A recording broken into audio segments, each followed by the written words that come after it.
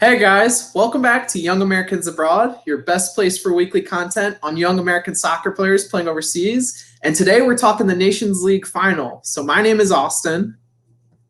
And my name is Patrick. And guys, welcome to our show.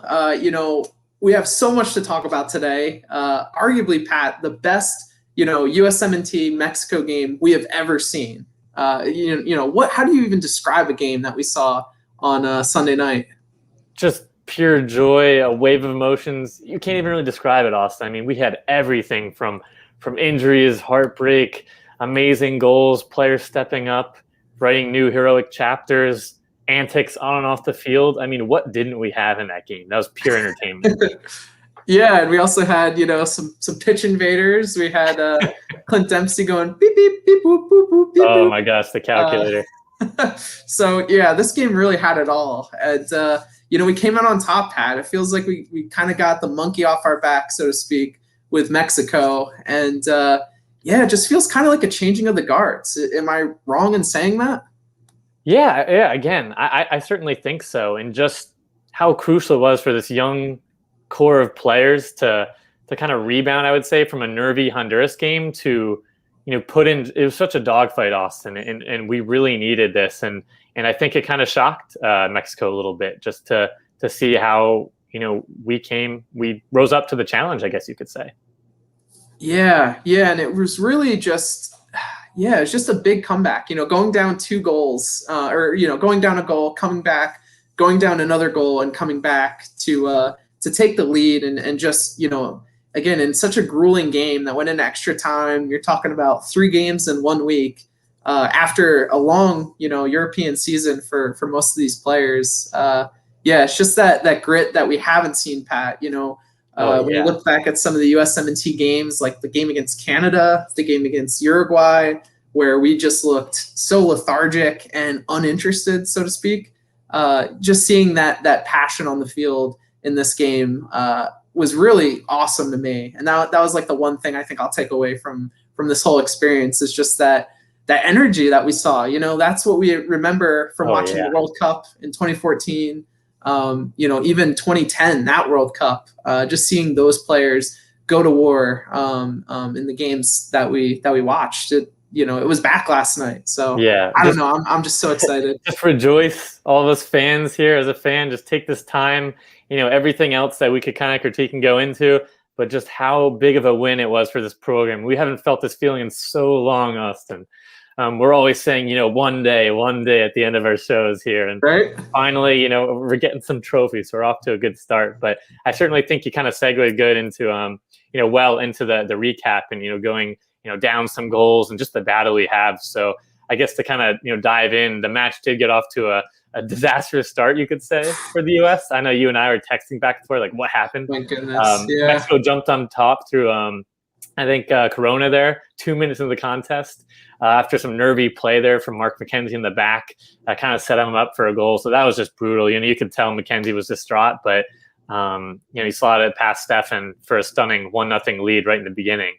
And then, during that time as well, for the next, 10 or 15 minutes, it was still a little bit nervy. Trying to find the game. There was some other kind of high pressure Mexico was having. I think almost another second goal in the 24th minute off a set piece from Moreno. That was close. I think it was waved off, right? It was deemed offside. So that was insane. And then Austin, that kind of set the stage for Reyna's equalizer there. Yeah, and that came off of a great header from Weston Mckinney. Again, just winning everything in the air. He's just so dominant. Going up for headed balls. I honestly believe this, and I'm going to say it here. I think he's truly world class at heading the ball. I honestly think he's one of the best in the world right now. So fight me. Respond to me on social media. At me. Yeah, I just think, watching him at Schalke, that was something he was known for. Now at Juventus, he's really done the same this year. It's just so impressive. And I think it's such an asset going forward, seeing him on these set pieces just be so dominant. And Pat, it set us up for that first tying goal off Gio Reyna's, follow up, I guess, is his rebounded shot. Right. Yeah. Right place at the right time and slot it home. And that was huge for the young guy. You could see the Reynolds celebrating there in the crowd and his father proud. Yeah. That was a really cool moment, Austin. Just to kind of get that back there. And then, there's some other nervy moments there right before kind of the break. I think Lozano, ran a ball over the top of the U.S. backline. And then Stefan did make a crucial reaction save there, heading deadlock into the break there. So, 1-1 wasn't bad, but that was just far from it in the second half and beyond, Austin. Yeah, and coming out of the second half, it got a little bit chippy. There were some skirmishes, some cards that came out. I feel like early on in that second half that really, set the stage for what we were going to see later on in the game. And that was definitely fun to see. Later on we had Zach Stefan go down with injury, and we still don't really know what kind of injury it was. Looks like a knee injury of some sort. So we hope that he recovers from it quick, because obviously I don't think he's going to play against Costa Rica. But just looking at his summer, and this is something I texted you, Pat. This is a big summer for Zach, trying to figure out if he wants to stay again as a backup at Man City, or if he wants to go out and go on loan somewhere else, or even try and push for a permanent move somewhere. This is going to be a big summer. Again, it's the summer. I guess you'd say it's the summer before the next World Cup, although you will have some of that fall before 2022. Right. So yeah, I think if this is a long-term injury, it's not good. But I guess we'll wait to find out more. So with that, Pat, your boy Ethan Horvath came on the field, and he looked good. He looked good in his first few minutes. Made some crucial saves later on in the game. Mexico did score another goal on him. I believe that was in the 79th minute with Lainez coming on. And I texted you, Pat, that gif of Miazga looking at him right before he scored. So, fool on me, I guess. But so he scored. Mexico were feeling themselves. I personally, and again, me and you both, Pat, I think we were really concerned when that happened. 10 minutes to go, down a goal against Mexico in a game where they did, most of the dominating, at least up until that point, in terms of possession, chances, things like that. It wasn't looking good. So, there was a lot of concern, I'd say. But, sure enough, in the 82nd minute, Weston Mckinney gets on another set piece and nods one in at the back of Guillermo Ochoa's goal, and puts us right back level. He goes over, runs, and celebrates with Berhalter, and just what an awesome moment, Pat, to see. We love Weston, and seeing him come through in the clutch, man. The Wizard celebration, man, that was unreal. I mean, they had no answers for him on set pieces. He just any kind of marking, any tactics they had, he found a way to win those headers, and he had quite a lot of other chances, Austin. But that was awesome to get that right before kind of the full whistle there. I think Lozano also had a shot from distance, which was Horvath came up clutch, diving denial there. So in dramatic fashion, you could say, to move in extra time, and that's where things got crazy after a scoreless, I think, first period time. Our boy Captain America Christian Pulisic won that decisive penalty, that you could say controversial, that VAR penalty there in the 110th minute after going down the box. I think was it sandwiched, by two Mexican defenders there. So that was kind of interesting, Austin. Yeah, and honestly, Pat, I thought on first view, I wasn't expecting a penalty, to be completely honest. I wasn't, honestly. I thought Pulisic put the ball out a little too far from his body, and I forget which defender from Mexico it was that kind of stepped in front of him. But I just thought that he kind of got position and really kind of negated Pulisic from getting onto the ball. But hey, in a game like this, I think anything's kind of bound to happen, and I think there was a case to be made. I just don't think it was a very, very strong one. But in the end of the day, it was a penalty, so that was great. We also saw Tata Martino get, ejected from the game. Yeah, that was wild. In grand fashion. It was so interesting seeing the coach dynamic of this game too, because you got Greg Berhalter, who's, for the most part, very reserved. But in this game, that was not the case. No, he was playing as a left wing back. He really was, Pat. Yeah, that's trying to get involved. Yeah, and that was so funny to see. So, like you said, this was a huge, huge moment in the game, and a huge chance for Christian Pulisic to become, not become, I guess, but really just prove himself as, the hero of American soccer, the hero in this rivalry, and, kind of chart or channel his inner Landon Donovan and really kind of become the boogeyman against Mexico again. And like you said after the game, you just put it top bins. That's all you had to do. So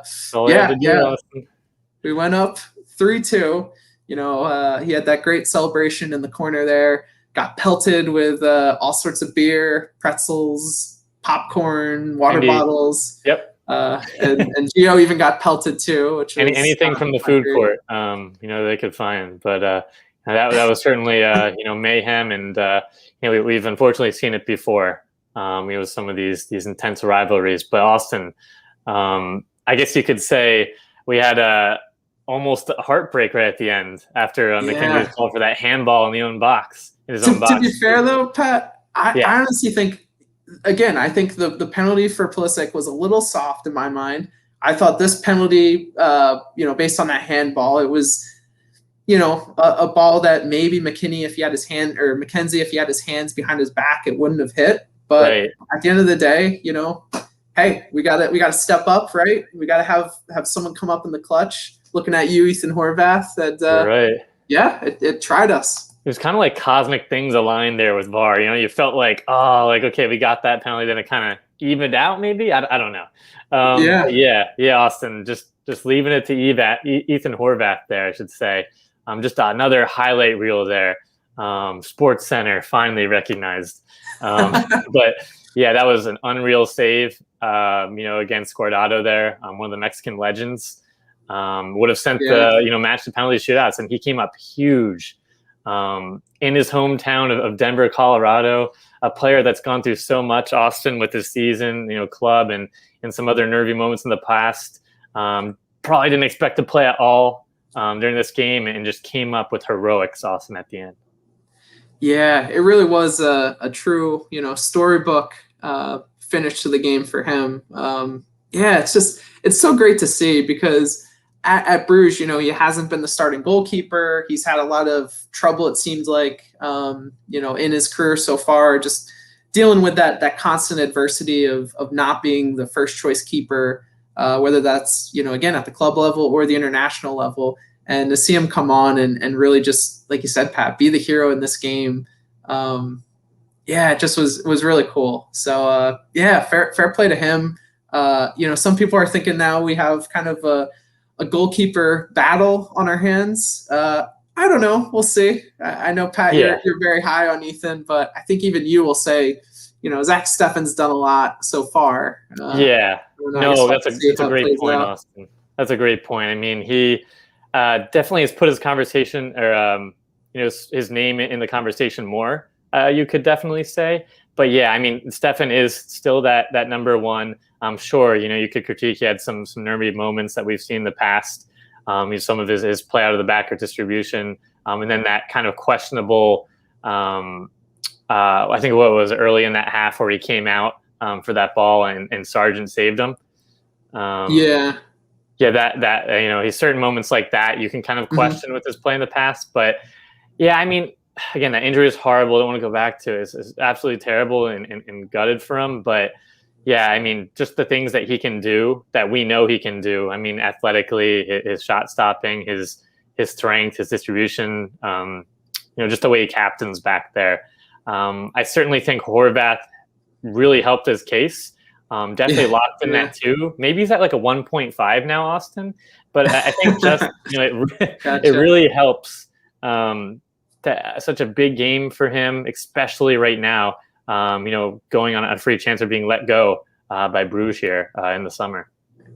Yeah, you couldn't have said anything better. Honestly, this summer is big for him. So having a game like this, proving his worth, showing that he is a top goalkeeper. I don't think he's going to be in a top league, but just showing that he belongs to start somewhere, I think was big in this game and big for his confidence too. And it'll be fun to see kind of how this goalkeeper position plays out, especially if Stefan's injured for right. an extended period of time. We have Matt Turner, who a lot of people are on board with. Yeah. David Ochoa might get some minutes in the Gold Cup. We'll have to see kind of how that all plays out. So hey, maybe Ethan Horvath gets time in the Gold Cup without a club. Yeah. You never know. It could be an option. Yeah, his agent's fielding a lot of calls today in the next few days. Yeah, very true, Pat. So, with that and him making that awesome save, the U.S. just had to run out the clock. And, again, it got a little chippy there at the end, Pat. We had a Mexican player actually get hit in the head with what looked like a soda cup. And, the U.S. was able to do it. We played keep away expertly at the end there. And, what a way to finish the night, Pat, after – what seemed like 2 hours of soccer, more than 2 hours, I guess you should say, just lifting that trophy. And this is, again, the first trophy we've won that's not the Gold Cup, which, when you look at things, it makes sense. But to really put that into perspective, it feels, again, like this new generation is just, setting records, changing the narrative of U.S. soccer. And again, this was the second time that the U.S. has beaten Mexico in a final. So this is a big deal, Pat. This is really a big win. Yeah, I think when we look back a certain point from now, even from World Cup qualifying, which isn't so far away in future, this was such a big result. I can't echo it enough, Austin. It just will do for the players the confidence. Yeah, like you said, this generation coming up, to have a game where you've gone down and just the wave of emotions where, maybe some players would have given up or have gotten rattled. Sure, we had some nervy moments, but to come together like that in a final against your bitter rival in CONCACAF, that will set us up so well for World Cup qualifying, hopefully future World Cup games in the group stages and beyond in other tournaments. So important for our players to have a game like that. Yeah, honestly, this had all the feel of a World Cup qualifier. Even in our own backyard in Denver, Colorado, you still had, Mexican fans out in force, influencing the game, so to speak. So, it's going to be even more strict or, more of a challenge playing away at Mexico, playing away at Honduras, playing away at Panama. Some of the other places we're going to have to go in qualifying to get to the World Cup. So it's a great challenge that we overcame and ended up winning and completing in the end. So it's great. So I think with that, Pat, we'll kind of move into some of the things we took away from this game, or at least we want to take away from this game. And I really think the first really just centers around the player of this game, and that was Weston Mckinney. So obviously we cover Weston week to week. He's had a really good season for Juventus this season. Been a menace all over the field, whether that's going forward in attack or being strong in defense. And you really saw that, Pat, in this game. Just his stamina. At the end of the game, it looked like he was just as fresh as when the game began. And just that tenacity that he has. He is a true leader, even though he may not be the captain of this team in the future, but he's just someone you want on your team that has your back. He was working the refs, all night. He didn't back down at all to the Mexican team in any of the times where they tried to challenge him, and played really well. Obviously, he scored a crucial goal for us to tie the game, led to that first goal too with Gio Reyna, cleaning up that headed ball he had off the post. So what a game from him. We just got to give props to Weston, man. He's such a great player. He was so influential in the air, in those set pieces. Again, no answer from Austin, and like you said, he you definitely know he took some tips and tricks from Ronaldo and everyone at Juventus there. Just kind of the fiery plays with, understanding these big pressure games now, being at a much bigger club and really growing into that role. Just somebody that you really need out there, even if they're not having maybe the best game, which again he definitely did this game, but for the sake of just, like you said, kind of working the refs a little bit. It's all kind of part of that game management. It's all kind of little chess moves throughout the game, and little kind of things like that. Moving the pawns or bishops in little pieces in the long run will really come into play there, Austin, because getting in front of the Mexican players, getting others kind of riled up there, being there to support his teammates, defending players, all that really does help, from a psychological perspective on the field too. And like you said, his motor never ran out. Still did those, you saw a few of those plays that they were trying to scheme where he, ran full into the corner trying to play him, down inside the Mexican 18 or on the flanks. I mean, he was getting everywhere, just like you saw some moments with Juventus there. So I was really impressed by him. Yeah, and it's just so great to see one of our players play at this level.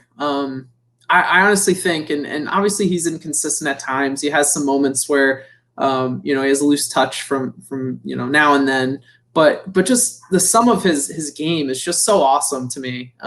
He's so fluid when he's I guess playing really well, and in this game, you just see him never look like lost. He always just seems like he has a way out of any sticky situation he gets himself in, whether that's with the ball or tracking back and defending. It just seems like he's always able to kind of get himself out of trouble, and I just love that about Weston. He's someone that has such a strong mentality, and I think that's the biggest reason why he's succeeded so far overseas is just that never gonna quit attitude. So yeah, I just wanted to give him props. Again, he was the player of this game. I think he was also the player of this whole tournament. I think you're right.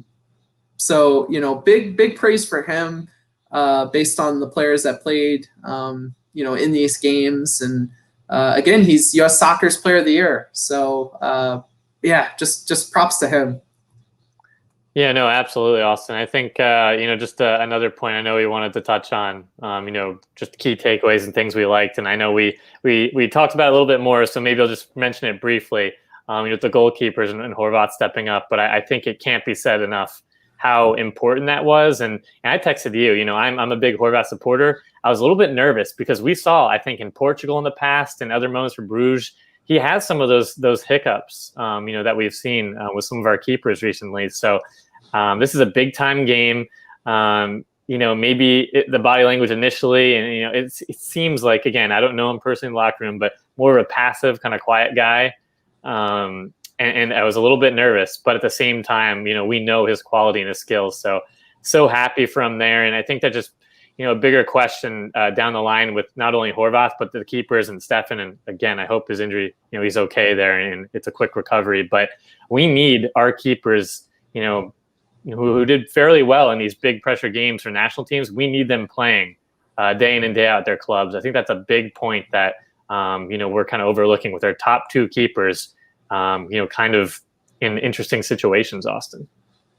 Yeah, it's so true. And again, with our top two keepers right now, if you consider, Ethan number 2, you got to think both are going to be at different clubs than they were this last season. So that definitely leaves a lot of, room there for things to change, room for variance. And yeah, I guess I'm with you, Pat. I'm excited to see kind of how it plays out.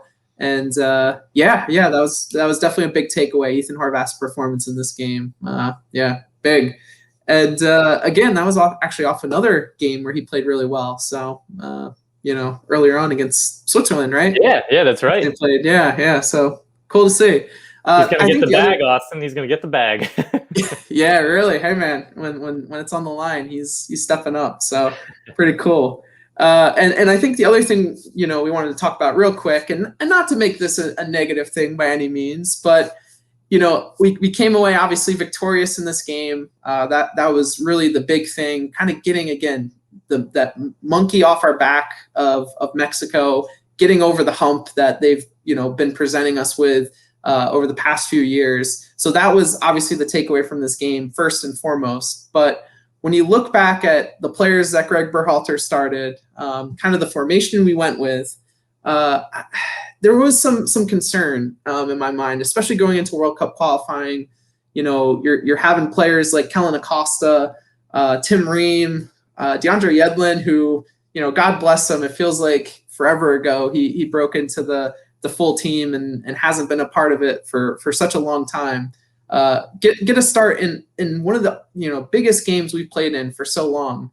It seemed questionable going in. It seemed to work out okay. There were some hiccups and things like that. I know, Pat, you could speak a little bit more on Tim Ream's involvement in this game, but I don't know, man. I was a little concerned. We also didn't see Yunus Musa play at all in these games, which I was really shocked with. I thought Yunus would have been a perfect player, especially later on in this game when we brought in Tyler Adams. I thought we brought in Sebastian Lletget, which was a decent substitution, but maybe looking to kind of move Tyler to right back, maybe to bring in Musa in that final extra time period instead of bringing on Reggie Cannon, might have been a more exciting play. I don't know. I guess I'm kind of all over the place, Pat, but I wasn't a big fan, I guess, of the starting lineup. I'm still concerned about Greg Berhalter's, just his admiration for some of these players that we just don't, maybe we don't think that they're really national team player caliber. So right. What do you think, Pat? Yeah, I think you bring up some good points, though. Again, not to only focus on the Musa point, but I think a lot of us were clamoring for him and wanted to see him, and just very curious to see. Again, I'm no conspiracy theorist, but just why, I guess I'm surprised. Honestly, we haven't seen him, and I think that these games would have cap-tied him too. And not to mention just the bigger picture that he really could have made an impact, whether it was the Honduras or this game.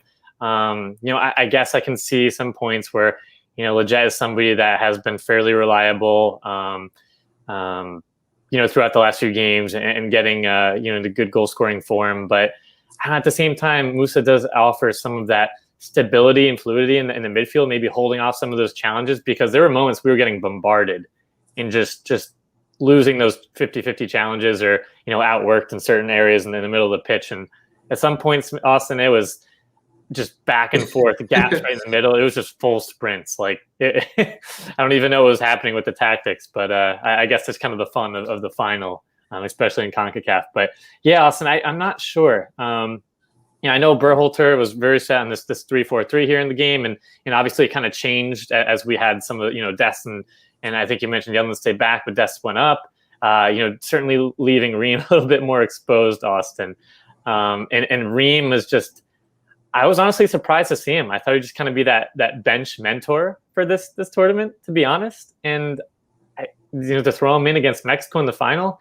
That kind of, I get it. He maybe is that left-footed player, but what they were offering, especially when Lainez came in, and just the threats that Mexico has going forward, especially isolating in those one-on-one situations, which we saw happen, even in the Honduras game. You knew that was going to happen with him, and we were watching. It was inevitable they were going to score, on that side. So I'm not sure about that, Austin. Yeah, and you make a great point too. We did play in that 3-4-3, in pressing and also kind of in defense. But a lot of times we switched almost to a 4-4-2 with Serginho Dest playing more as like a left mid, with Christian Pulisic and Josh Sargent playing together up top. And when we were in this formation, that's when you saw Tim Ream get exposed, because he basically had to play left back with Serginho Dest getting upfield. I don't know what it is with Serginho right now in this international window, but he doesn't look nearly as confident, and he just looks kind of tired, a little bit lost, lackadaisical. Yeah, a little lost. It just seems like he doesn't have that same flair that we're used to seeing from him.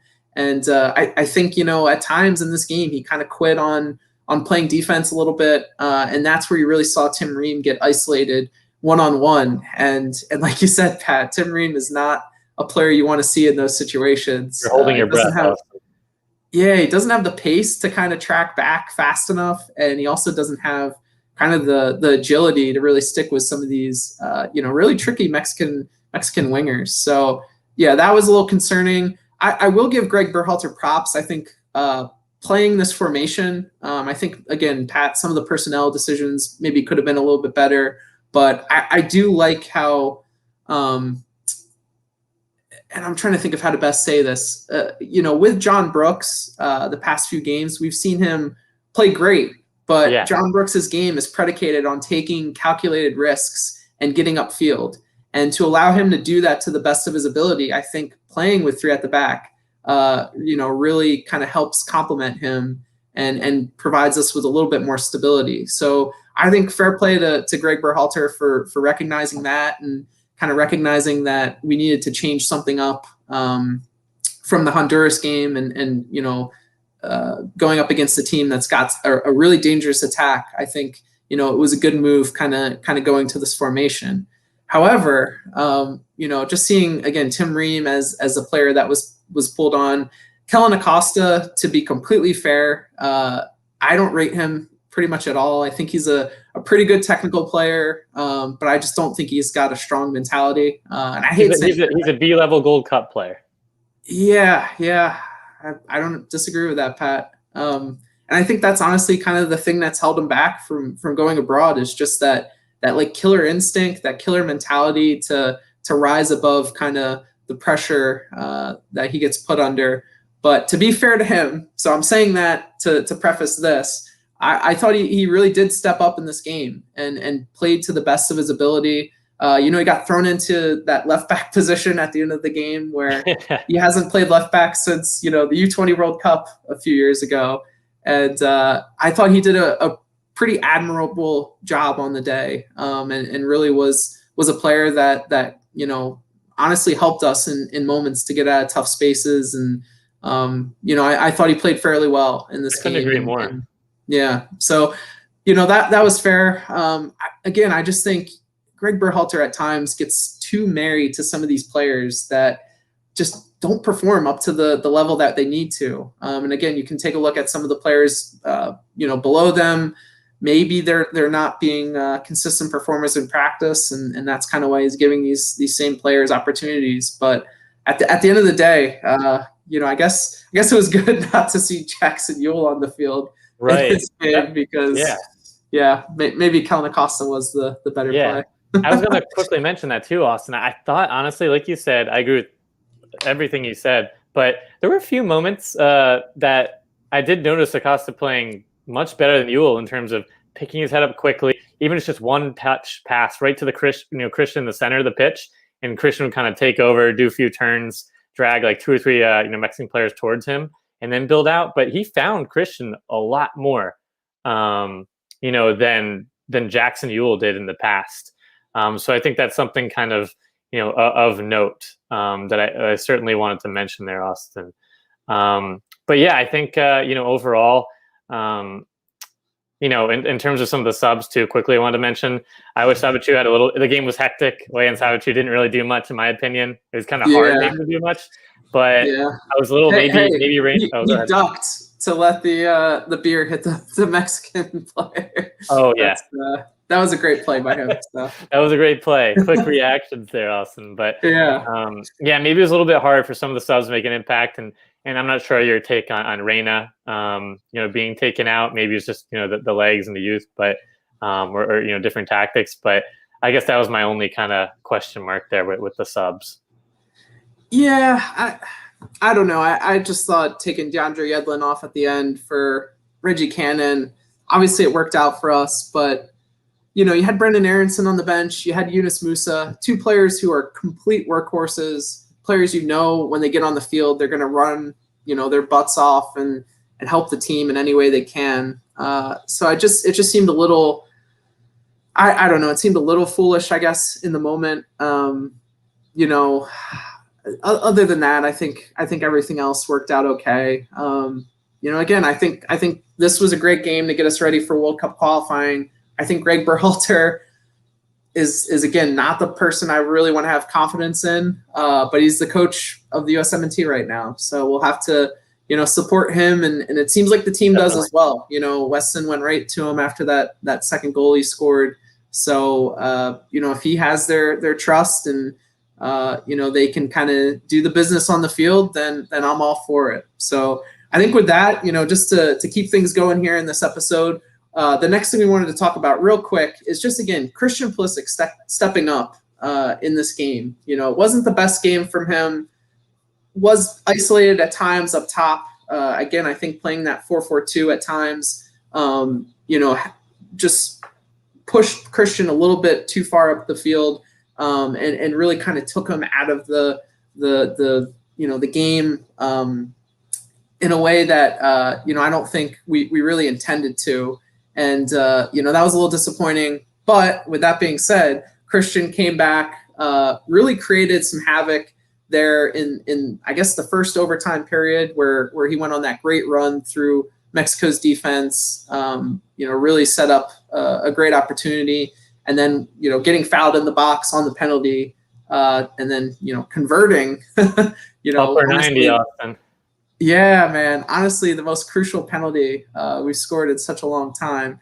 You got to give him props. And again, this is after winning the Champions League a little over a week ago, having a fantastic season. I would say a good season. Obviously, had some injuries, but just battling back, having a great finish to the season, and playing in 3 games I guess 2 games and 4 days or something for Right. the USMNT. Just resilient, man. He's such a leader and just such a legend. Honestly, just a legend in the making. Yeah. No, Austin, it's perfect storybook. I guess ending or beginning to kind of the success, to be honest. Where you saw the heartbreak from the World Cup. Some other obviously had some success there at Dortmund, but to go on to win the Champions League, and now this, for the country, just does so much, and it's so well deserved, I think. Especially at the start of the year, battling through injuries, his questionable status at Chelsea, and then being kind of the hero to propel him into the final. I mean, man, it was unreal in this game. So, like you said, the first half, I won't go too much into it, but kind of, to be honest, a little bit non-existent there. And yeah, like you said, maybe it's just pushed higher up the pitch. We couldn't really get anything, going, to be honest. But then he kind of, found moments and pockets of spaces to influence, draw some fouls. He was always harassed by 3 or 4 players on him, bringing a lot of players to him. Just had some crafty turns. So I think sometimes maybe tries to do a little bit too much, but at the same time, great players do take some of those risks. Able to do successful things. So I certainly thought, leaving him on was definitely the smartest thing. You cannot take one of our best players off. Thank goodness. The legend here. Yeah, thank goodness, because big star players, even when they're maybe not having that 10 out of 10 game, come out at the end to show most. So that was, I think, a perfect way to end the game. Yeah, could you imagine, Pat, if he came off and we saw kind of a Canada 2.0 with him on the bench in this, in this game? Oh, don't my even goodness, remind me. Oof, yeah. As much as I wanted to see Brendan Aronson come in this game, I did not want to see Christian Pulisic substituted in that final extra time period. So yeah, it's just you said it great, Pat. Just the start of something special. And again, I think this game gives him full confidence to take us into World Cup qualifying, to be that star player that he was last cycle. And he's got help this time. I think that's the really cool thing about this whole rise of the USMNT. It's not just Christian's show. He's got so many more supporting cast members now, which is awesome. So yeah, Pat, do you want to go into our final topic for today before we take a look at Costa Rica? Yeah, and I think just that, what you just mentioned, is a perfect segue. The rise of some of these players around him, renewing that rivalry, Austin.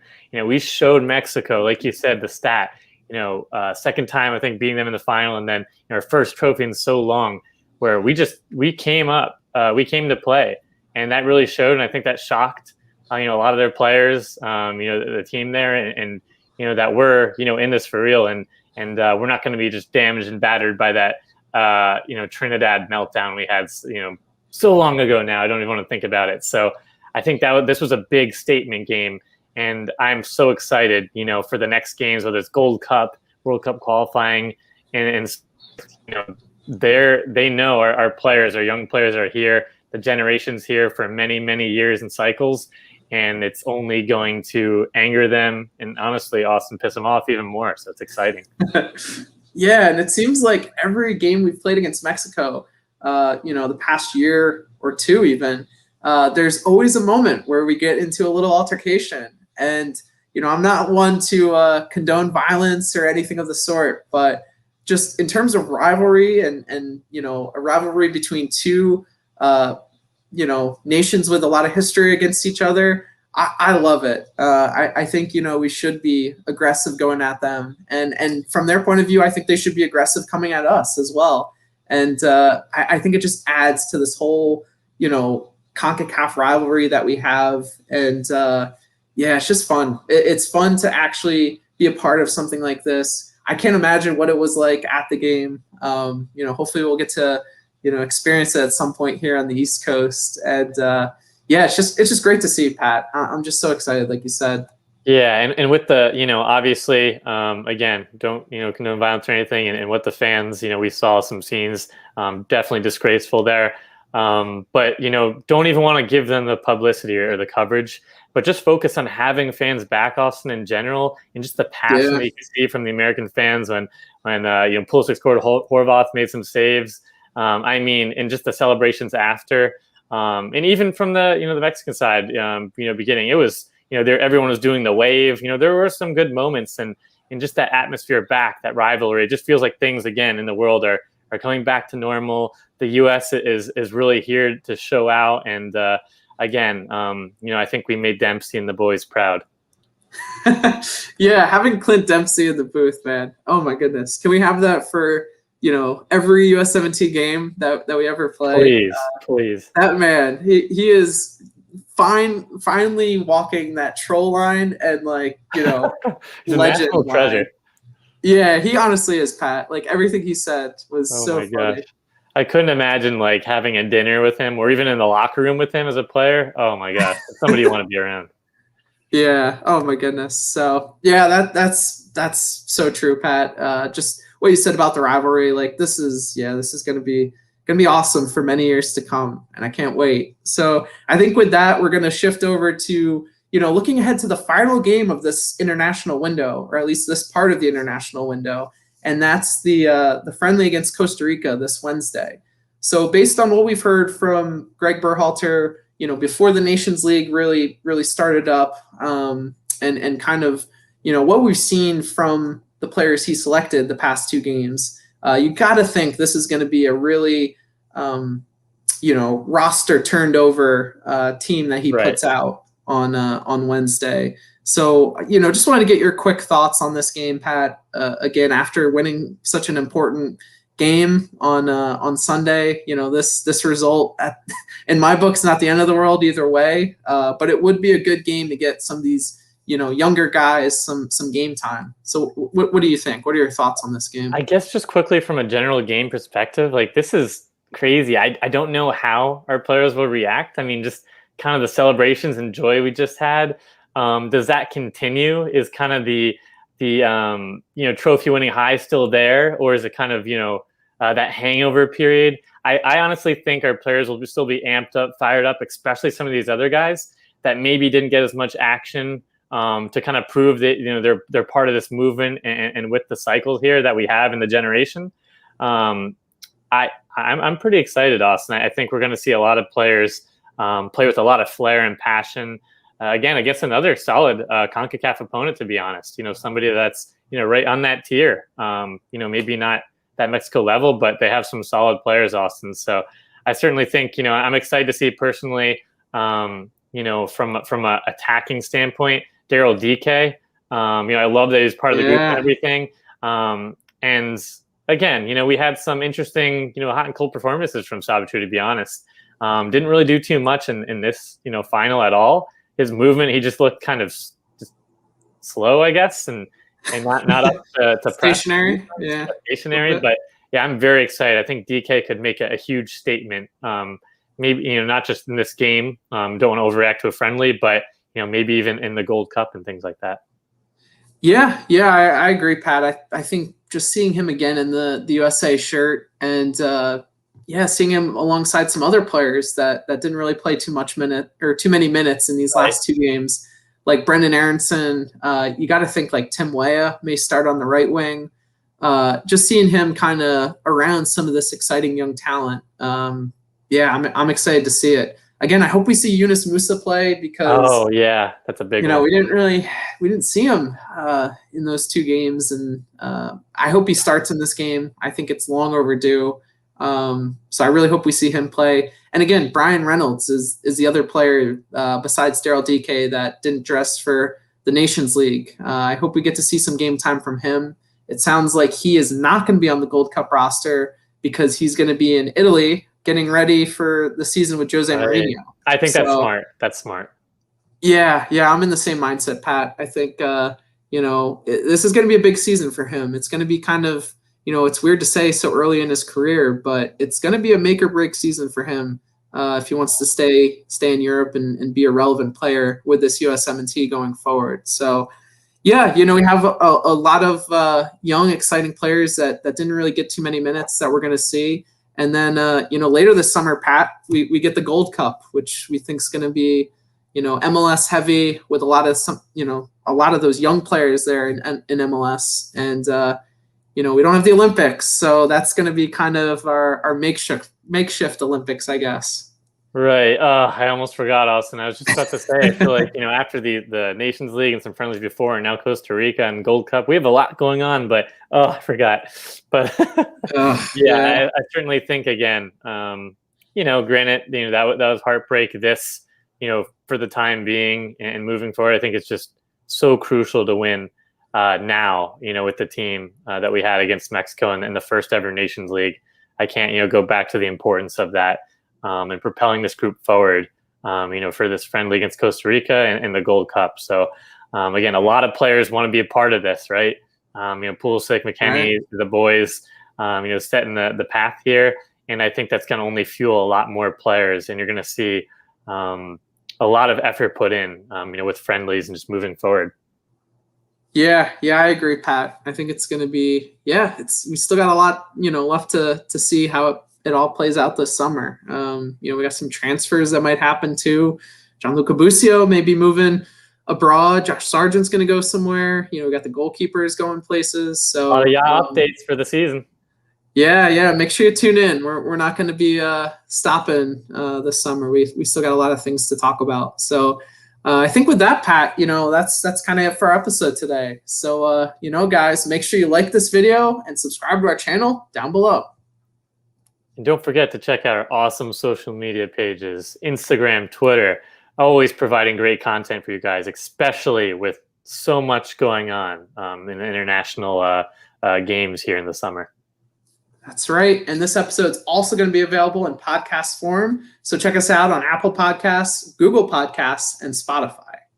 So, what do you say, Pat? How do we end this show today on such a high? I know, this is, Horvath's the hero. No, I know. I wish I could end like that, awesome. But I'm so excited for all the guys and just I didn't even mind from the East Coast. We're East Coast people, so we were up till midnight, 1 a.m., whatever. I couldn't go to sleep. I was so excited. Yeah. So, this win, we finally got a trophy, Austin. So that's going to lead us into a few more things down the road, I think. Yeah, Pat, that's right. Getting this big first win over Mexico, in a game that really matters, not a friendly. This is a true tournament. This is a final that we won over Mexico. Right. I think that leads to one day winning the World Cup.